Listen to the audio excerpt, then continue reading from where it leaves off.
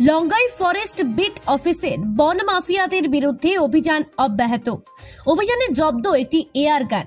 Lower poor forest range অফিসের অধীনে থাকা লঙ্গাই বিট অফিসের বিট অফিসার প্রাঞ্জল দাসের নেতৃত্বে গোপন সূত্রের তথ্য অনুযায়ী সোমবার রাতে কনকপুর ফরেস্ট ভিলেজে অভিযান চালান। কিছু দূর অভিযান চালাবার পর বনকর্মীরা দূর থেকে একজন লোককে দেখতে পান। তার হাতে একটি এয়ার গান নিয়ে দাঁড়িয়ে থাকা অবস্থায় ওই লোকটি বনকর্মীদেরকে দেখতে পেয়ে সঙ্গে সঙ্গে এয়ার গানটি জায়গাতে ফেলে গা ঢাকা দেয়। বিট অফিসার প্রাঞ্জল দাস ও ওনার সঙ্গে থাকা বনকর্মীরা এয়ার গানটি জব্দ করে লোয়ার পোয়ার ফরেস্ট রেঞ্জ অফিসে নিয়ে আসেন। এ ব্যাপারে লোয়ার পোয়ার রেঞ্জের রেঞ্জ অফিসার গৌতম টিমুং সংবাদ মাধ্যমকে জানান, ওই উদ্ধার করা বন্দুকটি আজ বাজারিছড়া পুলিশ থানায় সমঝে দেওয়া হবে। তিনি আরো বলেন, বনদস্যুরা কেউই রেহাই পাবে না এবং এই অভিযান অব্যাহত থাকবে। এই অভিযানে লঙ্গাই বিট অফিসার প্রাঞ্জল দাসের সঙ্গে ছিলেন বনকর্মী বিক্রম চক্রবর্তী, ফারুক আহমেদ, সোনা ময়না বড়ুয়া ও রাজু সিনহা প্রমুখ।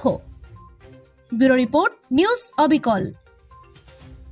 কালি 4 তাৰিখে মোৰ beet officer Longai beet officer plus তাৰ ষ্টাফ আৰু লগত আমাৰ ফৰেষ্ট ভিলেজাৰ্ছ আছিলে ৰেগুলাৰ পেট্ৰলিং যাওঁতে সিহঁতে মানে অলপ দূৰৰ পৰা এজন মানুহ মানে এয়াৰ গান লৈ মানে খাৰা হৈ আছে। তো সেই মানুহটো ষ্টাফক মানে দেখাৰ লগে লগে এই পলাই গ'ল আৰু লগত মানে এয়াৰ গানটো লৈ যাব পৰা নাই মানুহটো।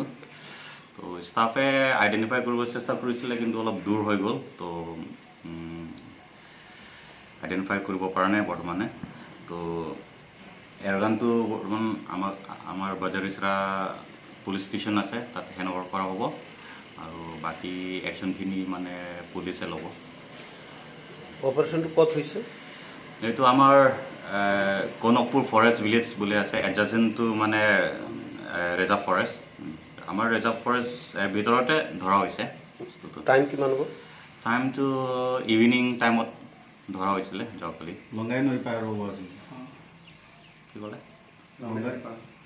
লঙ্গাই নদী ক্ৰছ কৰি। কেইজন মানুহ আছিল?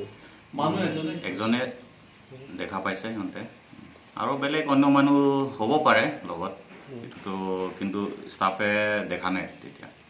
আৰ্মছ কি কি পাইছে? আৰ্মছটো এইটো এয়াৰ গান বুলি কয়, আমাৰ এইটো হয়। তো এতিয়া পুলিচক হেণ্ডঅভাৰ কৰা হ'ব, বাজাৰিছৰা থানা পুলিচক। তো ফাৰ্ডাৰ একশ্যন মানে আমাৰ পুলিচে ল'ব।